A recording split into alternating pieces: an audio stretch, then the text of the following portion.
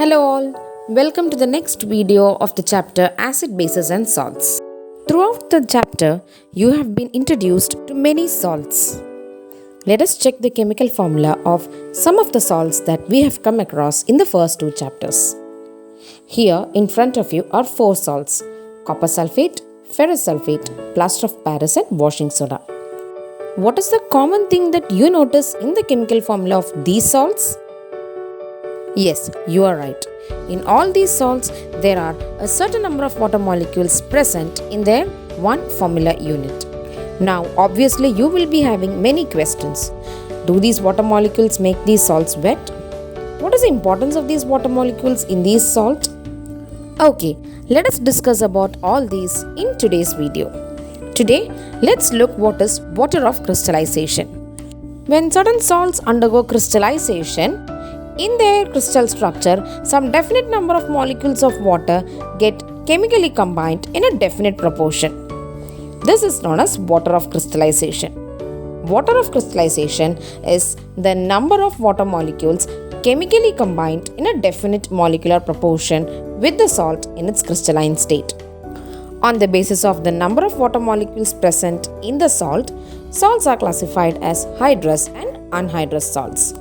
Hydrous salts contain fixed number of water molecules of crystallization in their molecular structure, whereas anhydrous salts do not require water to form their crystalline shapes and they do not contain this water of crystallization in them. This number of water molecules are necessary to maintain the crystalline properties of certain metallic compound. It is also responsible for the geometric shape and color of the crystals. Now, can you say why ferrous sulfate are green in color or copper sulfate crystals are blue in color? Yes, it is because they contain water of crystallization. Some of the examples of hydrous salts are copper sulfate, ferrous sulfate, plaster of Paris, washing soda. Can you recall any one more salt that we have learned which contains water of crystallization? Yes, gypsum. We know in gypsum, there are two water molecules associated with each calcium sulfate molecule. Now, let me ask you a question. What will happen if we heat these hydrated salts? Let's check that with an activity. For this activity, we require copper sulfate salt. Copper sulfate is also known as blue vitriol. Let's observe what happens when copper sulfate is heated in a test tube. What is the color of the copper sulfate crystals before heating? Yes, it's blue. The crystals do look dried, but are they actually dry? Let's find out. What did you observe when you heated blue crystals of copper sulfate? Yes, you noted that the blue colored crystals turned white. Did you observe the water droplets on the test tube? Why does this happen?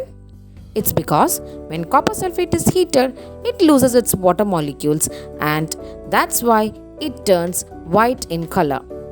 When it's dry, it's referred to as anhydrous copper sulfate. And what do you think will happen when we add water to it again? When we add water to anhydrous copper sulfate, it becomes blue again. So, anhydrous copper sulfate salt can be converted again to hydrous salt by adding water to it. The formula for hydrated copper sulfate is CuSO4.5H2O. That means for every 1 unit of copper sulfate, there are 5 water molecules associated in its formula. From the above activity, we also understood that we can convert a hydrous salt into its anhydrous form by heating it and the anhydrous form to hydrous form by adding water to it. So children, I hope that you have understood the concept of water of crystallization. It should be noted that molecules of water of crystallization are integral part of the crystal structure of the salt. Since water of crystallization is not free water, it does not wet the salt.